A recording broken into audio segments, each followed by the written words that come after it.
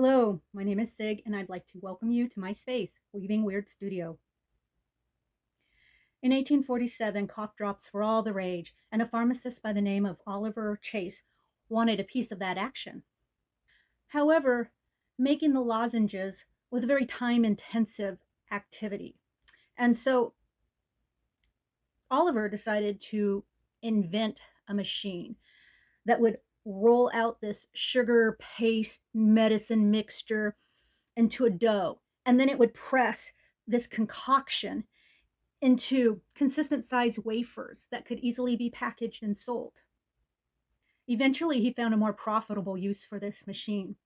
He began to make candy, and thus began the New England Confectionery Company, better known as Necco. And in 1866, it was Oliver's brother Daniel who figured out how to print messages on these wafers during the cutting process. Over the years, this popular candy has been fashioned into many different shapes, such as baseballs, horseshoes, watches. But the most popular shape of all, which we know today, was developed in 1902 in an effort to capitalize off the growing Valentine industry. This popular shape was the heart, of course. However, the heart at that time was much larger and it was fashioned with a scalloped edge. It also allowed enough space for full sentences to be pressed into the top of this heart. These sentences typically consisted of things like marriage proposals. But sometimes they could get a little creepy too, at least by today's standards. For example, in one particular situation, the message read, "Please send a lock of hair by return mail." It was the Victorian age. That was a thing. However, maybe not so much today. Sadly, the Necco company did go out of business in 2018. However, another company by the name of Sweethearts, that I'm sure we are all really very familiar with, they are still alive and well, and they are still making our little candy hearts available to us, particularly during the Valentine's season. This is my first video, my first YouTube channel, and my first completed crochet pattern. So it's important to remember that we are all learning as we go along. If you have any comments, suggestions, or questions, please put them in the comments section below, and I will do my best to get back to you. If you like my channel, please click the like and subscribe buttons below. If you'd like to support our time together, I encourage you to visit my Etsy store, Weaving Weird Studio, and purchase yourself a pattern or a small gift. I'm not currently supported by any sponsor or affiliate, so my opinions and designs are my own unless otherwise stated. So let's begin part 1 of Sugar Skulls and Candy Hearts. Hello, welcome back. So when I make these little candy skull hearts, as you can see here, I am very inclined to use a size 10 crochet thread and a 1.25 millimeter hook. I do this because I like working with thread, and then also I like the size. I really find this size is great for small projects and ornaments. So this is my preference. However, this heart can be done with any thread or yarn, and pretty much in any color you'd like to have it in. Also today I will be using this yarn that you see here on this particular skull. It's going to be a size 3 yarn. It's a tencel. For those of you who don't know what tencel is a cellulose. So basically it is a wood pulp that has been processed into yarn. Right? And this is a great size too. I mean, this is a size, you could use this as a patch on the back of a denim jacket maybe. That would be super cute. Or it's a great motif on a pillow, right? You could use this on the front to decorate a pillow. Put it on a quilt. There's lots of great things you can do with this. Your imagination is always unlimited. And so for this one, I'm going to use basically similar colors, right? So for the skull, of course, I've got the white, as we see here. And then I'm also going to use the pink. Now, the brand of this tencel that I'm using today is from Yarn Lake, right? So you can see that it's a size 3. They recommend a 4 millimeter hook or a size G, but I am going to use a size 3, right? Because I personally like a tighter stitch. And for this for this piece, this is my preference. And so I'm gonna tweak things a little bit, but you do what works for you. You do what's right for you.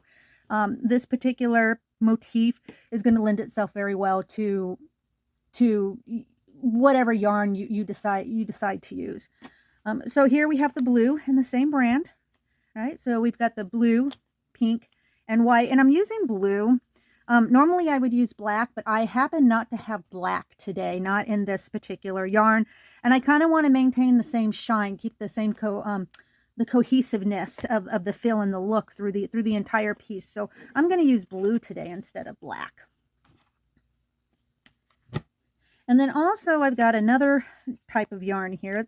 It's similar, you know, it's still a size 3, right? But this one is KC Knit and Crochet premium yarn, right? And the product, or I should say the series, is the Movement series. And here we're looking at a blend of cotton and viscose. So it has a very similar sheen to it, so that's going to work. The colors match really well, and for this I'm going to use this to make the bow with. Okay, so as before, I'm using a size 3 Tencel yarn. Okay, this yarn can be a little tricky because it splits, right? The twist it doesn't have a very pronounced twist, so it just kind of it for lack of a better description, it can fray fairly easily. However, so if this yarn doesn't work for you, of course, as I said before, you could always use any type of yarn you prefer. Just make sure your hook is the appropriate size. We're going to get this started. I'm going to go in rows. Now, you might have to pay attention a little bit because this can get a little tricky. I'm calling it rows. And really, for a lot of this, we're going to be working in the round. But some of it, we're going to be turning. We're going to be turning the piece as well. And so I'm going to try to keep it going at an appropriate pace, but I want to also make sure that I'm not going too fast. And so for each step of the skull, I'm going to do it in rows. Okay, so the first row is going to be, I'm going to make my slip stitch and I'm going to get started. And the first thing I'm going to do at the beginning of this row is I'm going to chain 12.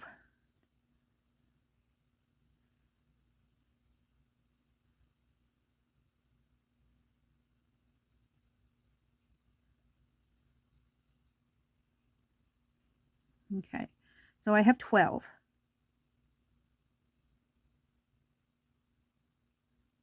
And then I'm going to go ahead and I'm going to do a slip stitch into this first single chain.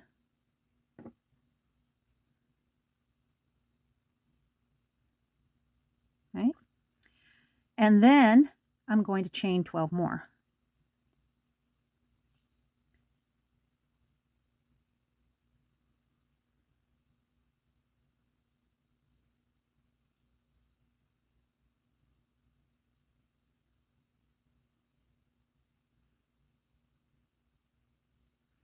All right. And once I have my 12, I'm going to slip stitch in that first single chain again. And the piece is going to look like this so far. Okay, so this is of course going to be the eye sockets, right? And now we're going to begin row 2. So the next step is row 2. And with row 2, we're going to continue going in the same direction. We're going to continue working in the round. So do not turn. And you're going to chain 1. And then you're going to single crochet 24 single crochets in this first loop.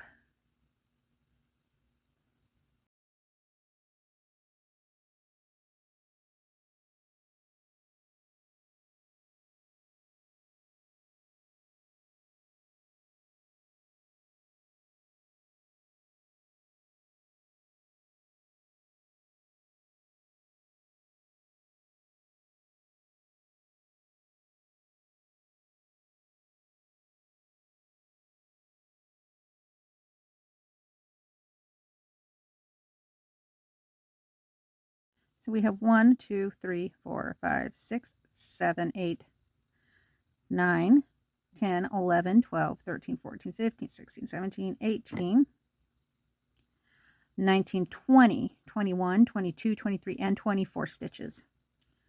And then also, as I'm sure you've already noticed, right here, I have a tendency to weave as I crochet, weave in my ends as I crochet, right?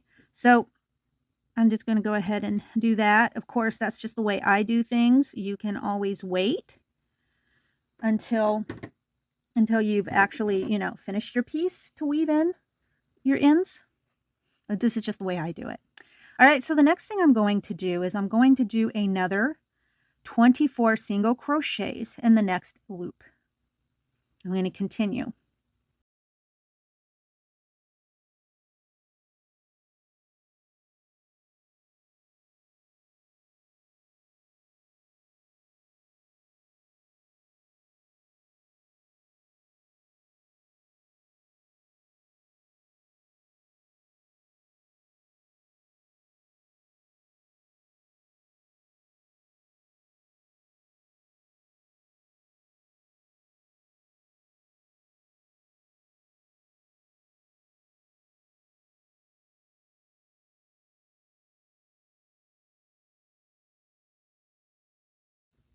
So we got 24 stitches, giving us a total of 48 stitches all the way around.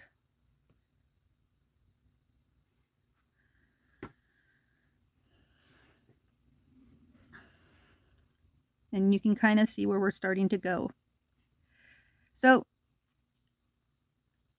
next thing we're going to do is we're going to continue in the round.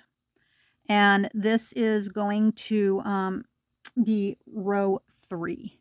And I'm going to begin row 3 by slip stitching in that first single crochet.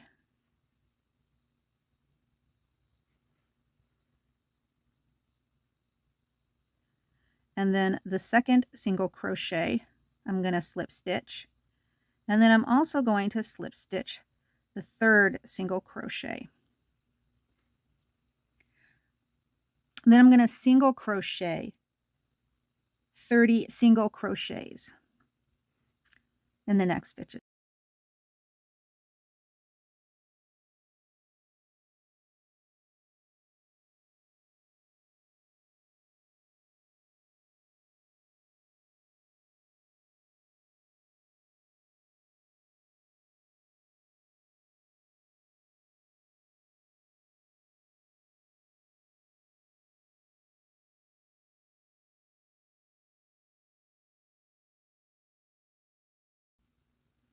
Okay, so just to recap, 3 single crochets,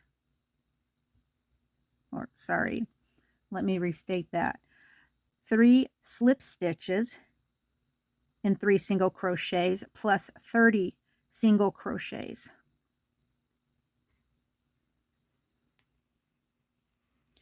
And then we're going to go ahead and chain 1, right? And then this time we're going to turn the piece. And we're going to start row 4. Okay. So once we turn the piece, we're going to single crochet in the second single crochet from the hook. So 1 and 2. And then we're going to do an additional 7 single crochets.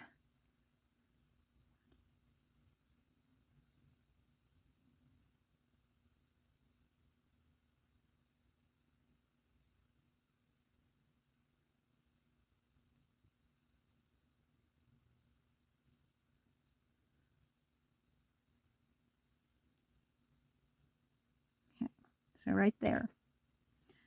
Yeah. 1, 2, 3, 4, 5, 6, 7, 8 total crochets. Then we're going to skip the next single crochets. So we're going to skip this one and this one, right? Next 2 single crochets. And then we're going to crochet in the next 8 crochets, single crochets. So it's going to be 1, 2, 3, 4,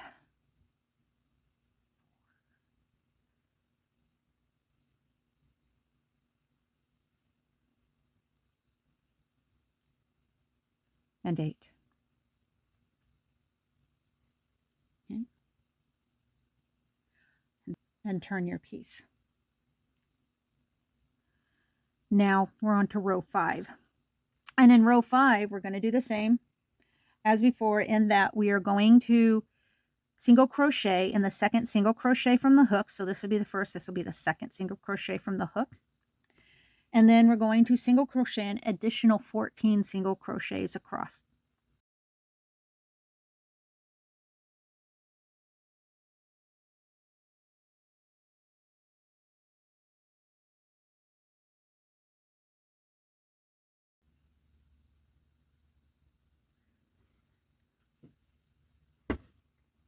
So as you can see, the rows are pretty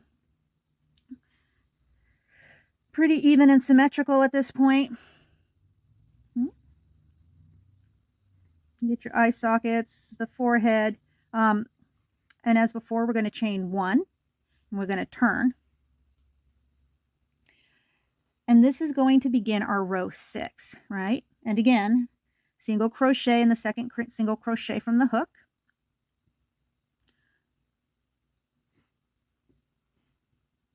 With an additional 12 single crochets. So that'll be 13 single crochets total.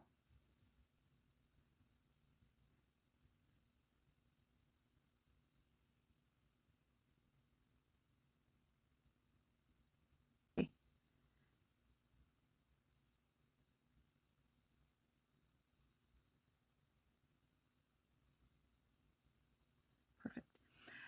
Turn once again. And now we're going to begin row 7. Row 7 is very similar. And a single crochet in the second single crochet from the hook, right? -1. And then we're going to single crochet an additional 10 single crochets across.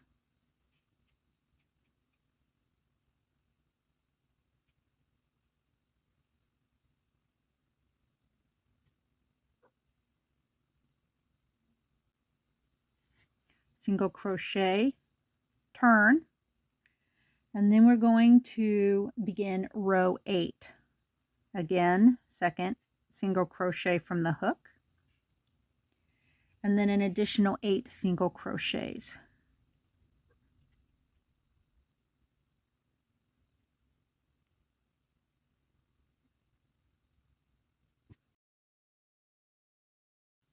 Turn,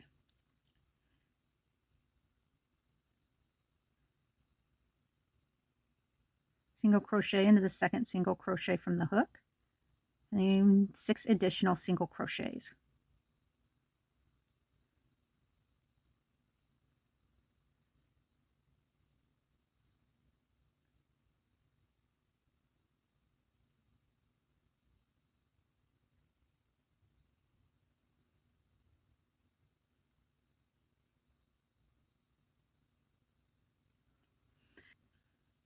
Now we're still on row 9, right? And this is, we're going to start getting a little trickier, I guess, because this time we're going to continue straight down, right? So this next step of row 9, we're going to single crochet evenly across the edge of the previous 5 single crochet rows.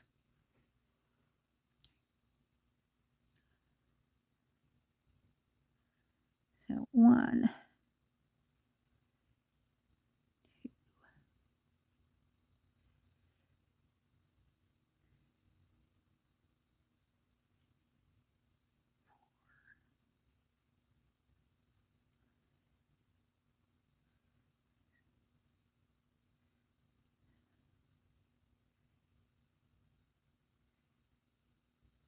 okay. So we've got 8 coming down the side.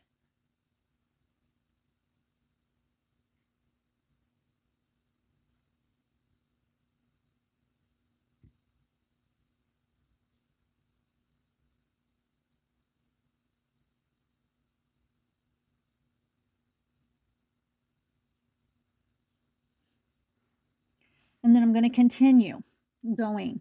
In the next 10 single crochets, I'm going to crochet a single crochet.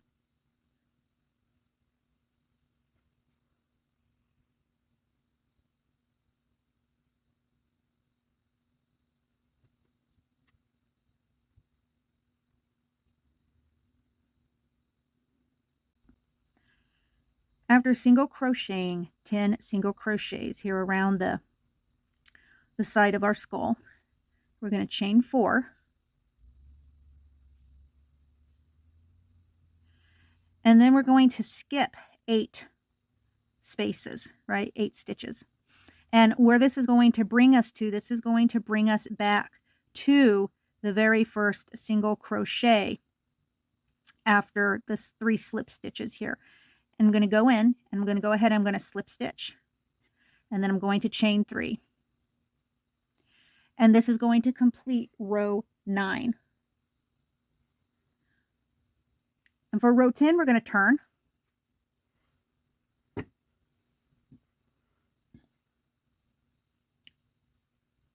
And keeping in mind that this 3 chain is going to count as our first double crochet. And in this space right here, we're going to do 7 more double crochets in this chain 4 space.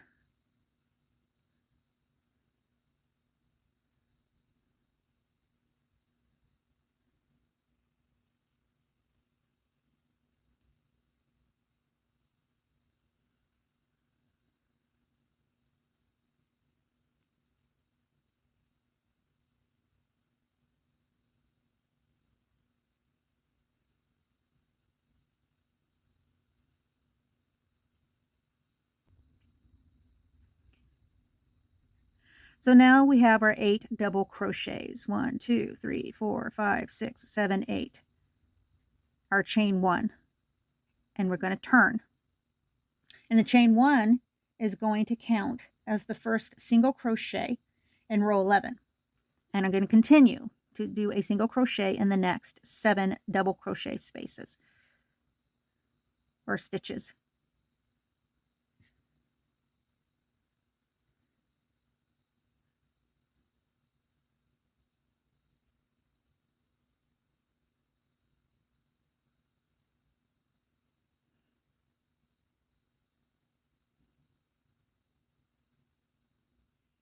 What I want to do is I want to complete this next side of the skull. So we're going to begin, still considering this row 11.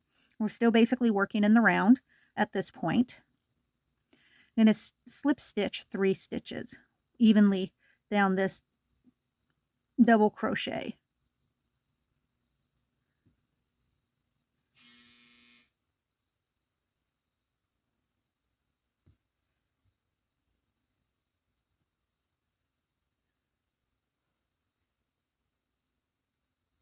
And then I want to single crochet in the next 10 single crochet stitches.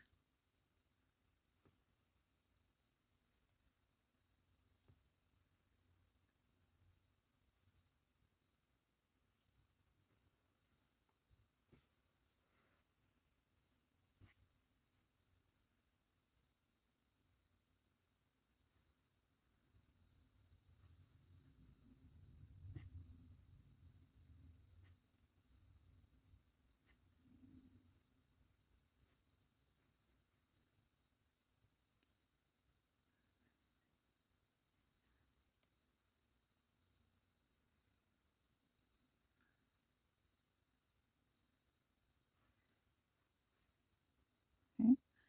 So we got the cheek side done. And then I'm going to go ahead and finish this up by single crocheting 8 single crochets evenly along this edge.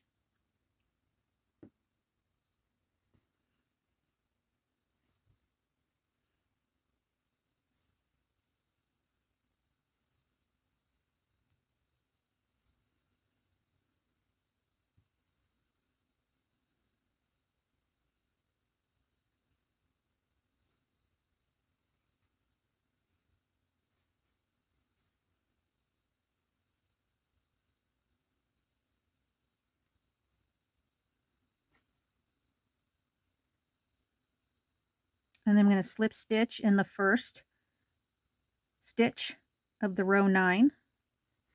And I'm going to end that.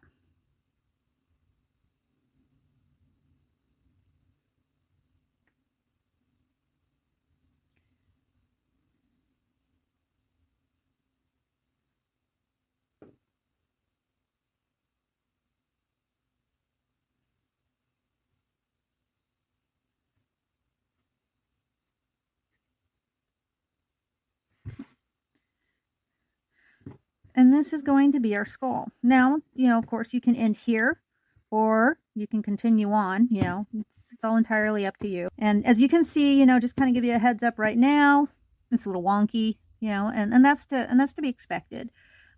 Because once we finish the piece, you're going to want to block it. And blocking is really important because it helps to flatten and reshape your piece. And so don't get too worried, don't get too caught up on that at this time because it all works itself out in the end. And we shall be right back with the next color.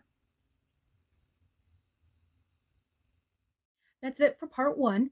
Thank you for spending time with us today, and I hope to see you for part 2 and part 3 of my Sugar Skull and Candy Heart series. Have a great day.